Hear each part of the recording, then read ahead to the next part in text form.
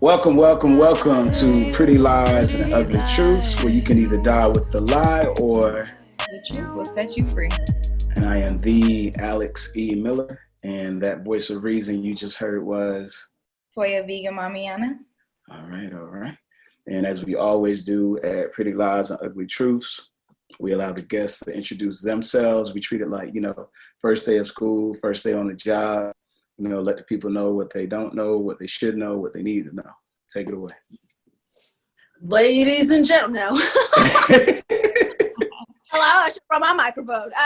I'm Stephanie Tejada, aka the new queen of comedy, comedian, reality TV star, influencer, and business owner of the Queen's Closet Shop. Okay, got you. That's what's up. So, because you started it off screaming, I'm Stephanie Tejada, the new queen of comedy. We're gonna get right to it. I've seen you gotten shout outs and public acknowledgments for your talent from the likes of Kevin Hart, George Lopez. If you wouldn't mind, just kind of dive into those acknowledgments and anybody else in the industry who has acknowledged your work. Well, not to brag. Kevin Hart, he shared a skit that I did with my girl Julia Bad Butt. She's also an influencer and does Instagram videos, so shout out to her. And he shared our skit, which was, I think, people who record everything on Snapchat. And it was like a real dramatic car accident. And then we were like, oh, hold on, we got to do it for Snap. So we replayed the car accident. And he shared it. He thought it was great. George Lopez started following me on Instagram and acknowledged one of my stand-up clips where I made a joke about the difference between a bartender and just somebody who opens Coronas. Leffy started following me on social media. I'm praying I get to work with him. John Leguizamo has seen my stuff. Okay. DJ Khaled. So, we got some eyes. That's what's up. I was going to ask you that too. Who are you looking for, looking at where I want to work with that person? Definitely Kevin Hart, Dave Chappelle, Funny Ada, just because she's an upcoming Latina in comedy, doing her thing well. I would love to work with, cancel culture not gonna like me, but I like Chris D'Elia. I don't know if he's a pedophile for real, but I think he's hilarious, and I would love to go on tour with him. Who is? Chris D'Elia. Chris D'Elia, okay. Yeah, there's rumors about him supposedly being a pedophile. We don't know if it's true. Right. But you but he's funny though. He's hilarious. So I will go on tour with you. I love B. Simone. I love what she is doing for females in comedy. She is an overnight just flat out superstar. I would love to work with her. And I want to really put together my own troupe, just my own girls, my own female comedy lineup. But those are some of the people I would really like to work with that are in the comedy industry right now. Okay. So to piggyback off what you just said, you said cancel culture is not going to like this. When it comes down to the art, that you put out, it seems as if cancel culture doesn't scare you at all. You have what I guess what I would consider an old soul when it comes to your art, because growing up a couple of generations ago, what you put out is what the art looked like. What is it that makes you feel so fearless with your art to where you're not worried about cancel culture the way other people would be? They're going to cancel me, bye, because at the end of the day, this is my art and my comedy. And I don't think artists should censor themselves. People don't do it in music. They don't do it in film. They don't do it for television. So why is it that a skit could be so offensive or a stand-up joke could be so offensive? But if it was Robert De Niro playing the actor instead of a skit, it'd be wow, it was such a great movie. And it's bullshit. Can I say bullshit on here? I'm gonna say bullshit. You can. For sure. You can say it. I'm gonna say bullshit because it's Zoom. It's bullshit. It is. It's just unnecessary to me. The people that I look up to were probably some of the dirtiest, realest, raunchiest comics out there. So to me, I'm not going to censor myself because the people that I aspire to be don't censor themselves. And they've been put on, the cancel culture list for whatever. Like I just said, Chris D'Elia. he supposedly was messaging underage girls, but I'm like, but we know that girls be lying about their age. So like, what's the whole story? I'm not like defending him, but what I'm saying is cancel culture hates you over something and they don't even know why. They're like, oh, he's a pedophile because Twitter says so, so we gotta cancel him because everyone's canceling him. Like, it's like a bandwagon. I can agree to that, and I think people are just real soft nowadays anyways. I think everybody's soft. Like, way too yeah. cotton Febreze, like, softener, like fabric softener soft, like that little teddy bear soft, like. Wow. Gotcha. The one who be wiping his ass with the tissue. That's how soft. Charmin. Is that so? I think it's Charmin. Yeah. I know you were recently working with Dame Dash, or the Dame Dash Network, and it looks like you were putting some material together where you were actually not only just an act, but you were also doing some of the writing, and it was kind of like similar to like in Living Color, I believe I heard you speak. If you just wouldn't mind, give us some more details on how that relationship even started with you and Dame Dash, and what y'all have in the works. So Dame Dash, he has his own network, kind of like, how Netflix, Zeus, Hulu has his own social streaming network. And he did a stand-up special where he filmed a bunch of West Coast comedians and whoever was in town. There's a lot of people. And I was one of the comedians that was selected to perform stand-up. From there, I met, shout out to Cynthia Kirchner, beautiful, super muscular Victoria's Secret model and comedian.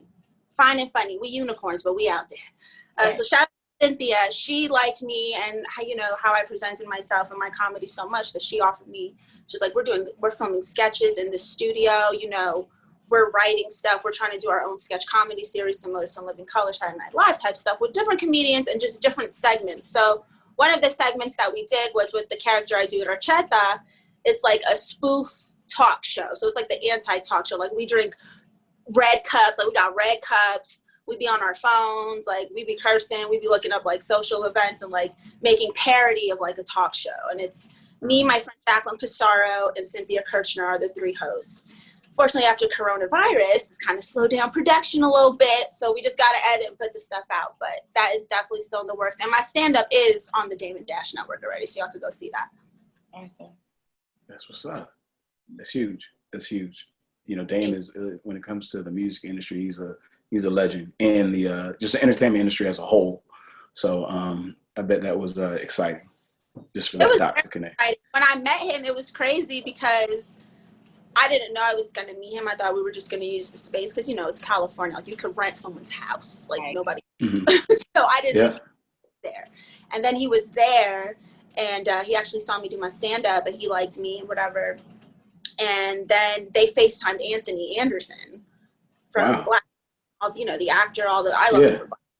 And I was just like, yo, they're really FaceTiming Anthony Anderson, like giving me a tour of this place. Like I just got here. So it was just really just like, what? That's what's up. Yeah. Dame found Kevin Hart, played a big part in that with Paper Soldier. So that's big. That's big. So I heard you say, funny and fine is a unicorn. Not many out there, but y'all out there. With that being said, and you're funny, you have a good personality. Do you find it at all, you ever been treated different because you're pretty? Or do you think it's easier or harder for you to break into this industry because you're pretty? I definitely think like I'll get opportunities, because like guys want to work with attractive women. So sometimes I do feel like opportunities. Yeah. Then I feel like they won't take me serious. They think I'm just a pretty girl who's trying to be the comedian, who's trying to do something. And I'm like, I'll headline the club and you gonna open for me. Like that's where I'm at. So don't underestimate just because somebody may not have the typical look of a comedian or whatever you perceive as a person, that they're not gonna bring it, because I bring it every time. Exactly. I know that's right. Yeah, I was, because if we deal with that through just life itself, you know what I mean? So I was just wondering if that ever came up as an issue for you. Yeah, it's a very male-dominated industry, comedy. I think if you're just true to who you are, don't sell out. Some people be selling out, whatever, to get the part, not me. And just remember them that you're serious. Eventually, you will be respected and you'll be booked on your talent. So you just keep doing. Use your beauty. If you find, show it. Like, exactly. Yeah, true. Very true. use it. Yeah.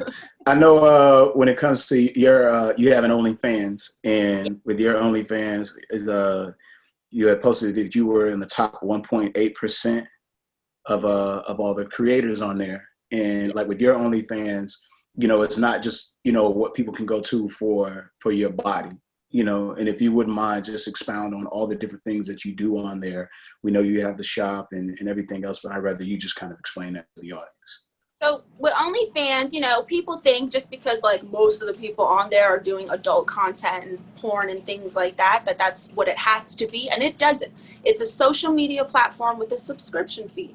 Since I don't got the budget to do my own Netflix, I'm using OnlyFans as my own Netflix.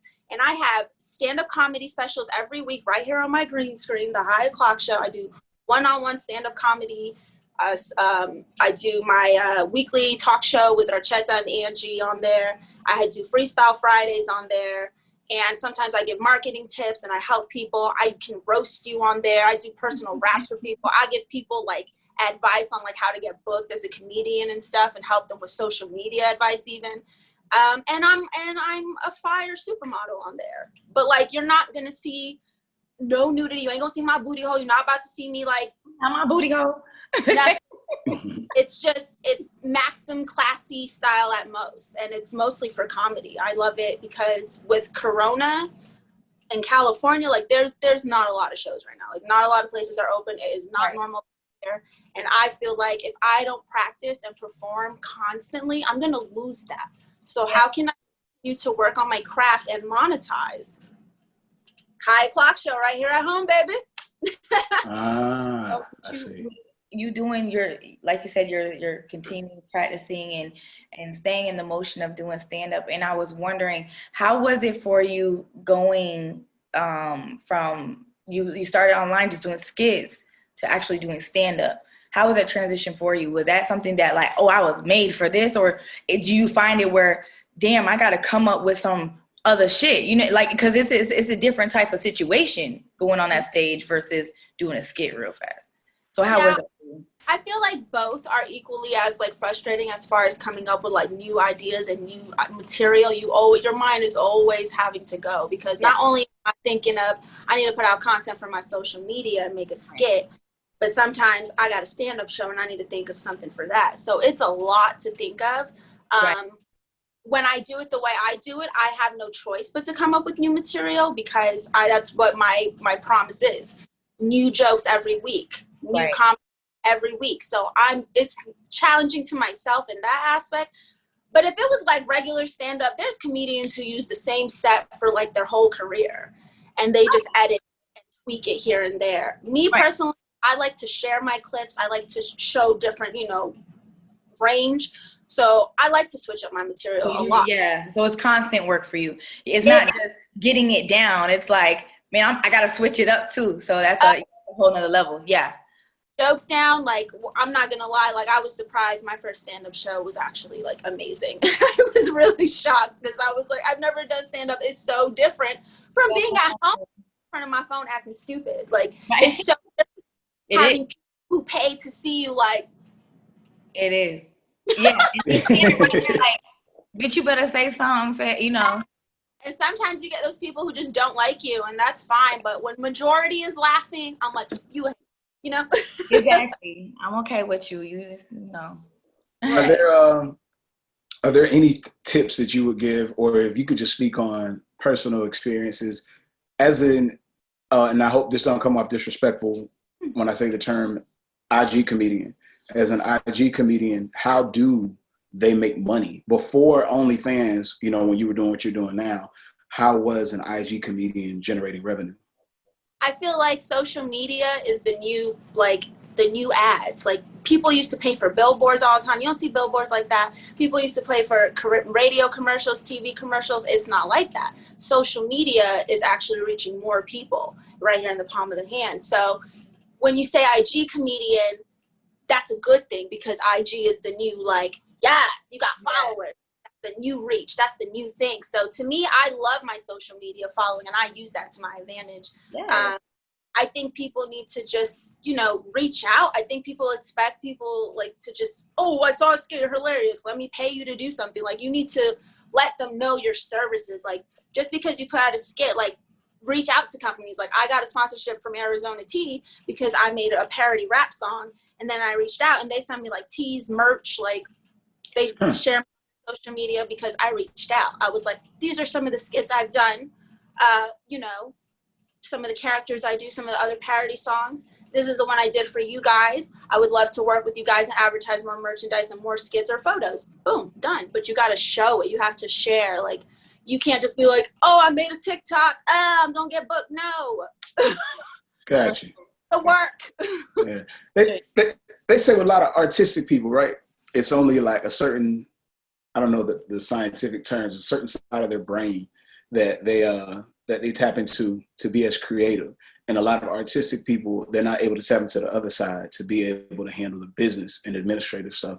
Where did that come from with you? Is it like before you got into this, were you like the kid that was starting a lemonade stand at 4 and 5 years old? Or like, what's the history that gave you that business acumen? Literally the kid who was selling the lemonade stand, drawings. Me and my cousins used to put on Spice Girl tribute shows at the pool house. Like, I have been born a hustler. My first job, I was a waitress, and I got promoted within 6 months. I went at 15 years old. Before I turned 16 to legally work in New York, at the time you had to be 16. I was 15 years old, and I went to the pizzeria up the street from my house, and I was like, I'm turning 16 in 2 weeks. I want to apply for a job here. Can I apply? And they hired me on the spot. They were like, when it's your birthday, you can come work here if you want. I went after my birthday, July 8th. But and what makes you a Cancer? Yes. Yeah. Okay. Yeah. 7/7 at 7 o'clock. Oh, snap. Whoa. Yeah. Pretty yeah. And you know, from there, I tried to do normal things. Like, I worked at Columbia University doing, I was an accounting clerk, believe it or not. I'm terrible at math. I got that job by a blessing because my stepmom worked at the school. But that lasted like a few months because I didn't like it. You know, I worked at a tanning salon. That lasted a few months because I didn't like it. I worked, you know, it never lasts, but I was a host for a local TV show in Manhattan while trying to work at Columbia in a tanning salon. And I was making that work more than anything because that's what my passion. I've never liked, even in school, I would cut school, make fake letters. Like, I was terrible. I just don't like. That was me. Yeah, I'm very like, I want to do this. I would cut school and go to open calls just to learn how to do auditions. I would take the train and go to Manhattan just to sit in an open calls and like watch people in the process. Wow. Yeah. So it's been in you. It's been in me. Yeah, that's what's up. So I heard you mention that you had to overcome, you know, some adversities and meet obstacles in the entertainment industry. You also touched on admitting that at one point you had a drinking problem. Is that something that came from the industry per se that you feel that tied to that, or? Well, I was a go-go dancer for 7 years of my life. So not a stripper, not to say like, oh, there's nothing wrong with strippers. Shout out to the strippers, but I just wanted to know the difference. I was in the club like with the cages and the matching outfits with the girls. We would do choreography sometimes, dance for artists. So we don't get benefits, but we get like free bottles. You know what I'm saying? Like, okay. I mean, when you're working in a club, you drinking.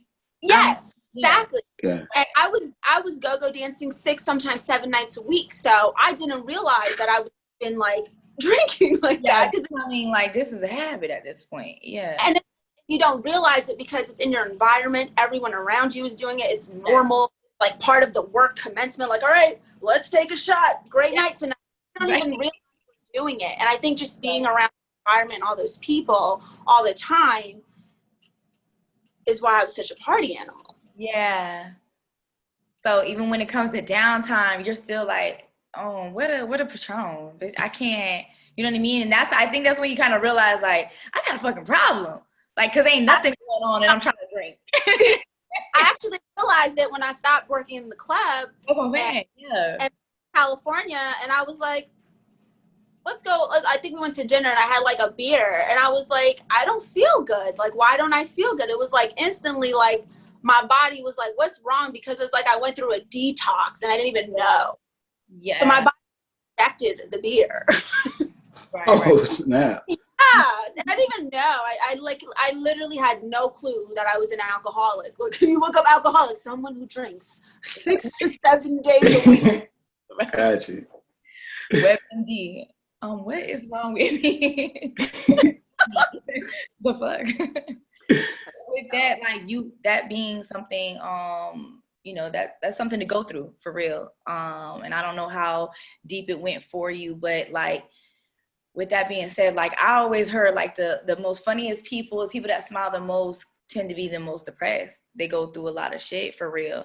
And I don't know if they use just their comedy or their fun ways and their smile to cover it up. But have you ever dealt with that personally? Can you relate to that at all, being the person that's always happy or joking? Sometimes I feel like awkward because like I'll make a joke to try to make light of a situation and it's like, it's too serious, Stephanie. It's too fucking damn it.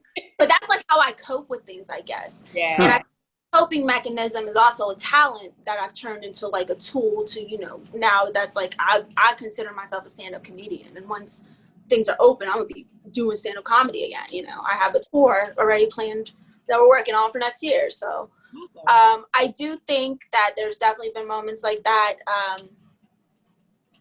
I wouldn't say it's ever been that serious though. Like I really think I was just like, what I liked about it is like I was that party girl. Like not only am I getting paid to work here and everybody knows me from that, but like I was out drinking like grown men in like beer chugging competitions. Like we would be on Snapchat. Y'all know Snap is 10 seconds long. Right. And it was, who can chug the beer the fastest? Me or this 300-pound man? And it would be me. And like I think I just liked that. I think I just like being a party starter. And I'm not necessarily saying the drinking, because like I said, I don't know how deep it was or it wasn't. You know what I mean? I was just saying in general, like people, like did you ever go through a time where it's been just dark for you? Did you go through things? You know what I'm saying? But like you said, whatever you did go through, you use that. Yeah.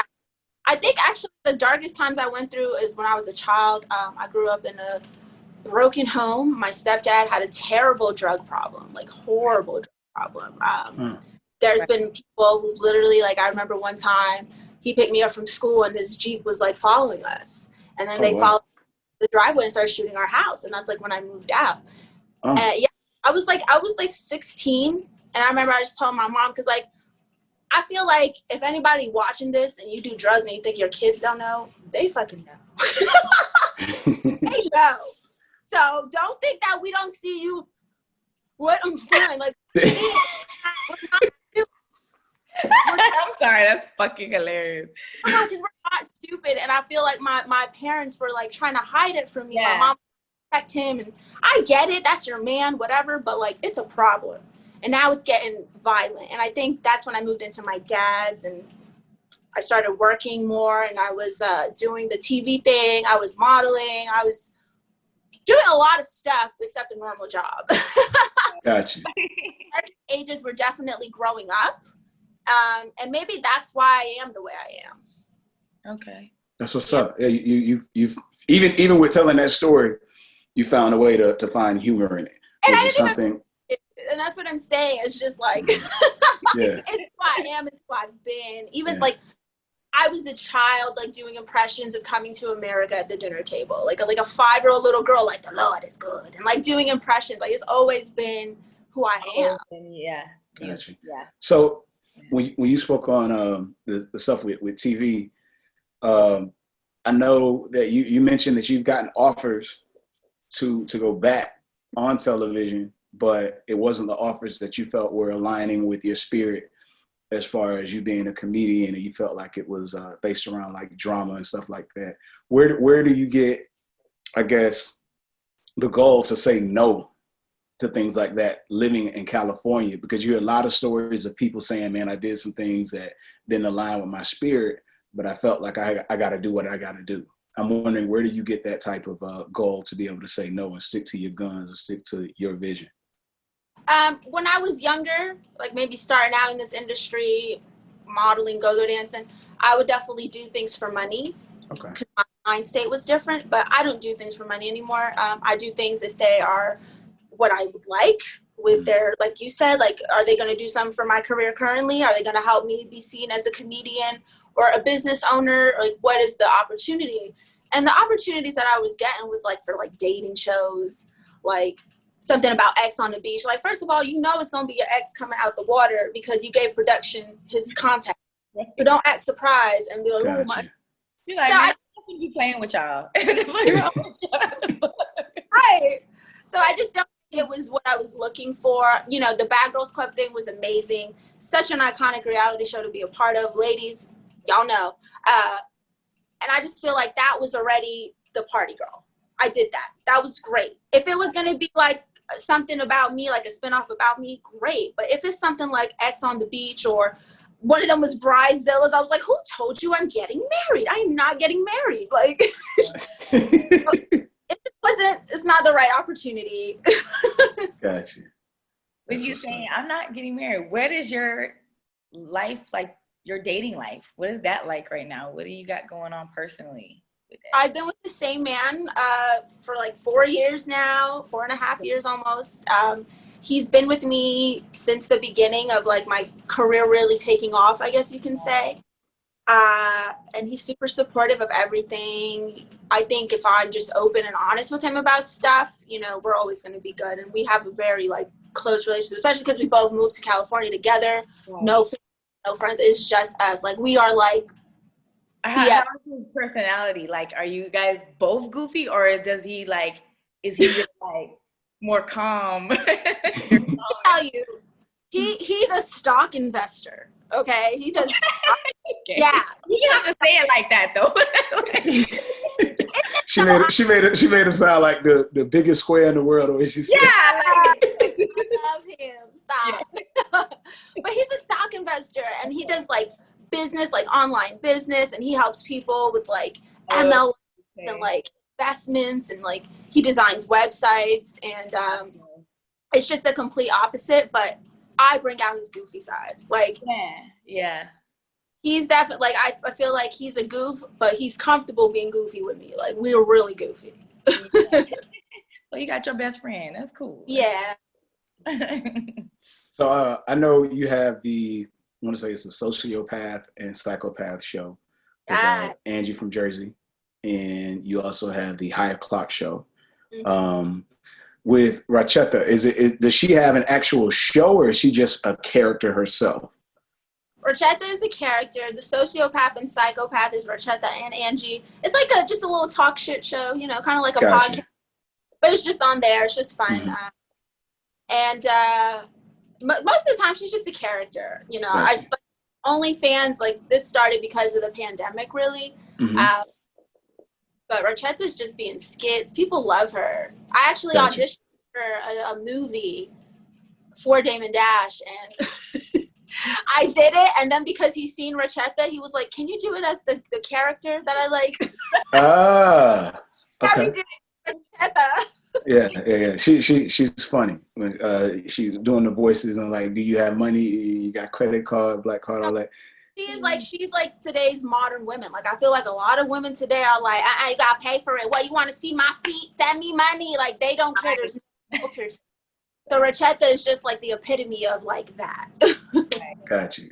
Could you see yourself, like, if somebody presented you an idea and they wanted to make a movie based around her, are you that comfortable with that character the way you feel like you could be Racheta for a whole movie if you needed to be? Yes, absolutely. Racheta, I black out when I perform character or stand up. I be blacking out. I really get into what I do.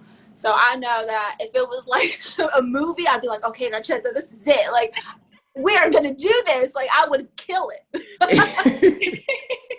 It's your time to shine now, girl. Come on. Racheta puñeta in the big screen, booty. Oh yeah, you in it. She just flipped right into it. The fake butt, I get really into it. Oh yeah. Oh, that's dope. That's so funny. Oh my god. Are there any jokes that you would consider off limits? Is there anything that you wouldn't joke about, so to speak? I guess that's a better way to put it. If if I were to care about today's generation, I wouldn't say nothing, honestly. I wouldn't say nothing because I feel like I can't say nothing. Like I said, I don't like to censor myself. I really don't. I don't like to touch on politics, but that's because I don't really follow politics. Like, I know the basics, you know? Right, Trump. Enough. Yeah, I don't know enough to make jokes about it. So if I don't know about it, I'm not going to talk about it. But I will never, like, be like, oh, I don't want to offend anybody. I've seen a comedian literally look someone dead in his face. Shout out to Shane Forbes. He looked this man dead in his face. Like, you one of them dumb rednecks who voted for Trump, and now you're mad, you're stupid redneck. Like, he said it in the man's face. And everybody was dying laughing. Was the man dying? Probably not. But everybody else was. So, yeah, so like, ain't no filter, B. Ain't no filter. That's not what comedy is. It's like, you know, it's like what people say, like, a joke is intended to be taken as a joke. I've never heard it put like that. How you joke. That's a bar. It's not serious. In my mind, when I wrote this or made this skit or this idea, like my Megan Thee Stallion skit, everybody was so mad about that dumbass little 30-second skit. And really it was just making fun of Tory Lanez because he's so short and she's so big. I wasn't really like, oh, she got shot, this is funny. I was like, Tory Lanez is so small that him saying, I'm gonna shoot you as tall as I am, and shooting her foot is a depiction of how little he is in comparison to her, the stallion. Yeah. And I just put like skyscrapers behind her and stuff just to kind of make it look like Godzilla, and everybody was like, you canceled? You think it's funny to make fun of domestic abuse? I know. I think it's funny to make fun of Tory Lanez dumbass. And that's my attention. You see the difference? That's my joke. Yeah. And it's just who you are as a person. And at the day, I don't think, you know, at the end of the day, really, it don't matter what everybody think. You are who you are. And then when you're comfortable with that, you're just unstoppable, and it just doesn't matter. You know what I mean? So that's what I'm coming to realize, because, you know, we got cancel culture mad at me for making a skit about Megan getting shot, but then now y'all want to cancel Megan because she making Black women look ratchet. That's a really good point. Make up your mind. Yeah, exactly. That's a really good one. And then the same people who be like, oh, you're canceled, be in my comments talking crap about me because, you know, I got a little thick. Okay, I got a little thicker. And they're like, oh, you sucking it in. I'm like, yeah, because I didn't get it sucked out. All right, what's your point? Exactly. People cancel me for skits. It's hypocritical, and I'm not gonna do it. I'm not gonna be one of these, oh, I'll just do TikToks now because I can't talk about nothing. Fuck that. They gonna cancel. You know they taking TikTok down soon. Yeah. What y'all gonna do now? TikTok famous, but I don't take any of that serious. I do what I want to do when I want to do it. If I want to do TikTok today and tomorrow jump rope, I don't give a fuck. You know what I mean? I really don't take none of this shit serious, for real. Yes, it's social media. Yeah. If I was like, hey, Megan, you know what was really funny? This. And then I shot her in the foot. I understand why y'all mad, but I ain't shoot Megan. I'm not the shooter. But I ain't shoot her. I ain't the shooter. I didn't send the shooter. I'm making light of a terrible situation. If y'all don't see that, then get the stick out your ass. You know? That's where I'm at. So you spoke of your dream being to be on SNL, right? Has there been any time that you have like crossed paths with anyone that works for SNL, or what would you say is the closest that dream has come to fruition for you? I actually just submitted to write for them. Oh, wow. I'm not really a writer though, so I don't expect it to go as great as me auditioning to be in it. But I figure maybe that I'm my contact. They'll see me. I've auditioned in the past. Maybe they'll remember me. You know what I mean? Yeah. So hopefully they put it together, and maybe something in the future will happen. So right, that's dope. Go for it. If it's an opportunity, you know, with the Selena thing, I didn't have one single acting class. I went on YouTube and learned how to cry. And because it's a great opportunity. So you can't let things like that pass you. You got to really just make it work. You got to just work the hardest you've ever worked. If you don't feel like, oh my gosh, I don't know if I'm ready to do this, get ready. Because you don't know if you have another opportunity. Huh. That's right. That makes sense. Like how you put that. As far as the fashion, I think it's called the Queen's Closet. Yes. I'm wearing it right now. Who is it? Is that all you that comes up with those quotes? Where do you get the quotes from that you have in the shirts? Inspired by like jokes and things that I say and like the type of like person I am. I work with other sellers too as well. But some of the things, yeah, like my high clock caps, my I'm blunt because God rolled me that way, my little high clock rings, things like that. That's like to my brand. I have a shirt that says, I don't care who dies in a movie as long as the dog lives, because I'm a dog mom. That's fucking hilarious. I got a shirt that says Auntie AF because I don't want kids, you know? Yeah, and I seen that. That was dope as fuck. Oh, thank you. You got to DM me. I'll send you some stuff, girl. DM me. Yeah. Okay, that's a bet. Yeah. I mean, yeah, I'm a mommy 10 times. I got 100 kids, but I was thinking about my cousin. I was like, girl, I can't wear it, but girl, it look great on you. Oh my God. So you have any apparel that men can wear as well, or is it strictly for females? The caps are unisex. Some of the shirts, depending on your build, you know, I would say the accessories like the hats and the ring, the high clock ring, for sure. I'm working on getting like definite men's pieces now that it's starting to grow, because I had tried it in the past and it didn't do so good. So I was like, I don't really want to keep working on this. But now we love to shop, so you know. I get mad when I go somewhere and I don't see enough shit for females. Like, bitch, you know we gonna spend more money than these goddamn. I like that just happened to me. Like, no, what the fuck is going on in here? Yeah. So what's the higher clock ring? If you could break that down, I've seen it, but if you wouldn't mind just kind of breaking it down for our audience on exactly what that is. See, I was gonna ask that, but I ain't want to. Let me stop. The higher clock ring is like, I've never seen nothing like this before. The high clock ring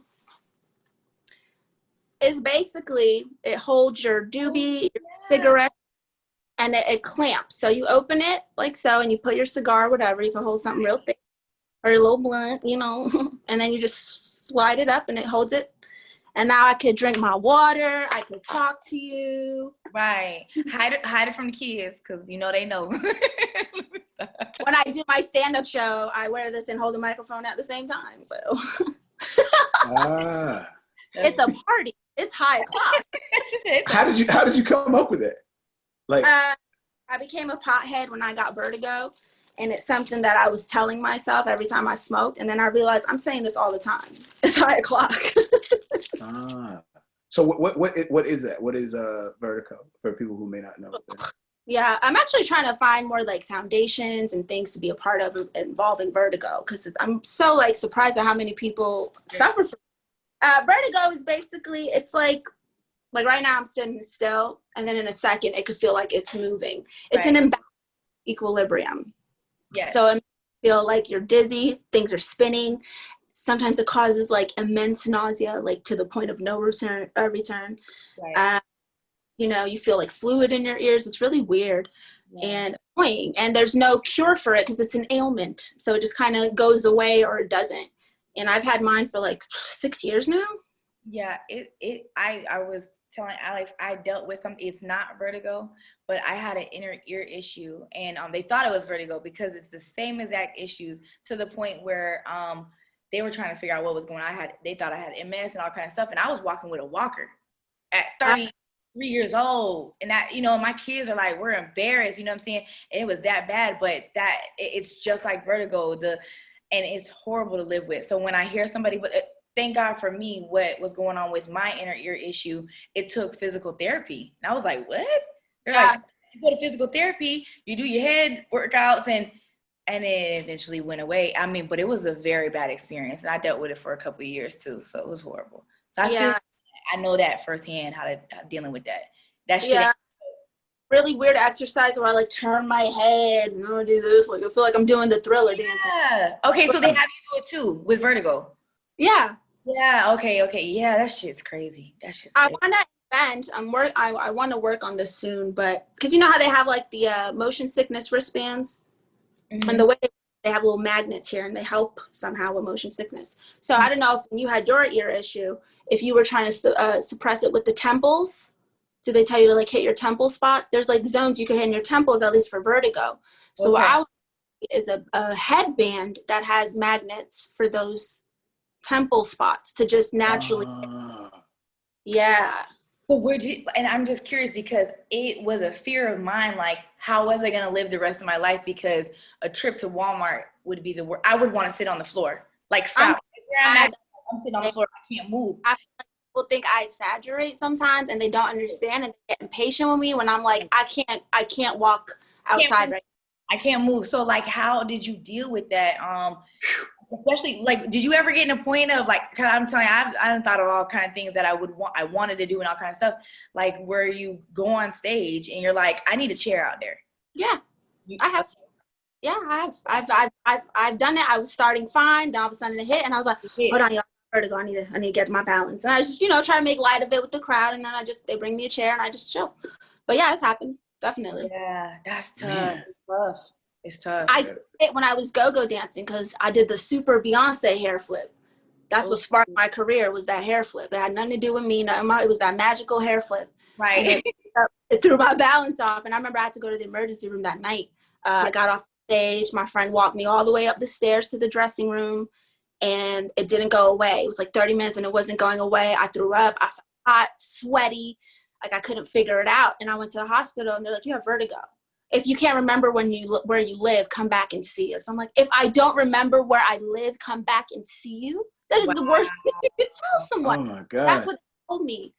That's what they told me. And sometimes I get scared because I'd be like, forgetting like the simplest things. Like I remember I had to be like, babe, what's our address again? Is it 15 or 14? And I'm like, I should know that. Definitely. Yeah. Sometimes things like that, and it's scary. It's so scary. But I have an issue with memory, but I never knew that was connected. And yes, it is. That's what they, I was like, yeah, because I've always had it's bad. I was like, what the fuck is wrong with you? Like, what you gonna do when you get old, bitch? Like, right. Yeah. So I know you said you wanted to start it's either a shelter or a charity or foundation called Laughter Heals. And it was something where people could come there even with their pets. If you wouldn't mind just kind of, expounding on that as far as the title and everything that you want to do with that foundation, charity, or shelter. So it's something that, it's just an idea right now, but it's something I'm very passionate about. It would be a shelter where people can bring their pets, because there are no shelters that allow animals. And that's why you see so many stray dogs and cats. And, it's really sad. And I feel like, why don't we allow the animals? Because we don't have the space, because we don't have the vaccinations. So I want to create a shelter. I would like to create a shelter for humans. They can bring their pets, and we're going to offer medication, vaccinations for your pets on top of food. And we're not going to just be like, you could crash here for the night. Like, we're going to help you. I'm going to give you like a nice suit, help you build a resume, get you some job placement opportunities. Like, we're going to have like a lot of things besides just like a place to crash. And it's not to say there's nothing wrong with those shelters. Shelters are amazing. They do so much. But I feel like they're not doing enough to really make a change. It's like a quick fix. So I want to provide something where like we really help you. Like, we're not just giving you a bed to rest. We're going to give you like some medicine. We're going to help you like clean up so you can go. Here's a list of places that will hire you. We already worked with them. We already talked to them. Job opportunities. You know what I mean? That's dope. Man, you ever, only because of the way it seems like your mind works, have you ever thought about doing drama? Because you think so deeply about a lot of like your ideas, and there's a lot of like serious shit that you're talking about here, where I wonder, has it ever crossed your mind to dive into that? Because I feel like with the pain, the stuff that you've been through as a child, and now I wonder, you could probably channel that, like being a actor in a drama film. I would definitely try a drama series or film if it was like something that I felt the part was something I wanted to do. Yeah, for sure. Definitely. I actually, I don't know when it's coming out but I played a mom, a Spanish mom in a film called Here I Am. It's like an indie film. And I had a serious role there. I had to like cry because my child was sick and we didn't have medicine for her. So I've actually done a couple things like that already that, yeah. Got you. That's what's up. Because obviously with what you do with Rachetta, you are bilingual. So yes. It's just comedy is my passion. That doesn't mean that I'm not open to other opportunities. It's just, if it was up to me, I would do the sketch comedy shows. I would do the sitcoms. I would do the funny moms. I think I would be a great like funny mom on a sitcom. Got you. Okay. So things like that. Makes sense to me. Makes sense. Well, we do appreciate you for taking the time out with us. Something we do with each of our guests. when they come on the show. They say that we're some of the 5 people that we are around the most. And, you know, we ask the guests to just shout out the 5 people that they are around the most, they communicate with, that is, you know, contributes to the reflection of what we see. So if you wouldn't mind shouting those 5 people out. Well, shout out to my man, Phil. You know, he's my best friend, my cameraman. He helps me with my battle bars. Shout out to my girl, Jacqueline Pissarro, Angie. She does, you know, content with me. We help each other grow. Shout out to my best friend, Evelyn Aloyo, for always being there, even all the way in Florida. Shout out to my mom, my dad, and shout out to the people on social media who are constantly just showing me love. That's what's up. That's what's up. That's what's up. And then thank you so much for coming on and taking time for us. We really yes. And then take the floor. Let the people know, like, no such thing as a shameful plug here. Plug everything you got, whether it be websites, OnlyFans, your shop, all your ad signs. Go ahead and let people know where they can find everything and spend money with you. Okay, so you guys could follow me on Instagram, Stephanie Tejada. My comedy page is The New Queen of Comedy. Just click the link in my bio. You'll see everything I have to offer. My store is The Queen's Closet Shop. That's thequeensclosetshop.com. Get your merch, custom made earrings. Yeah. My YouTube is Tejada Time. If you just follow me on Instagram, you'll see all my stuff is in my bio. I have a link tree with everything. And my website is stephanietejada.com. And how do they spell that?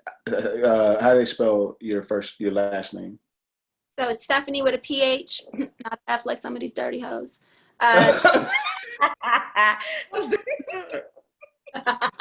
Need that pH balance. That's what that means. Oh my God. Okay. That's funny. Stephanie with a PH, TEJA.com. Stephanie. And congratulations to you, because I'm sorry, but you already there. You know what I mean? You coming through, and you're just so freaking passionate. So I know you're going far, and just Thank congrats you so much. to you. I appreciate watching you. Yeah. Thank You made a fan out of us. So, right. I mean, I was already rocking. Yeah, I was already rocking. I can call her right now. Yeah, that's my girl. But yeah, thank you so much. Don't get Hollywood when you're on SNL. You gotta come back and holler. Right. Thank y'all so much. Oh, thank you. So pretty like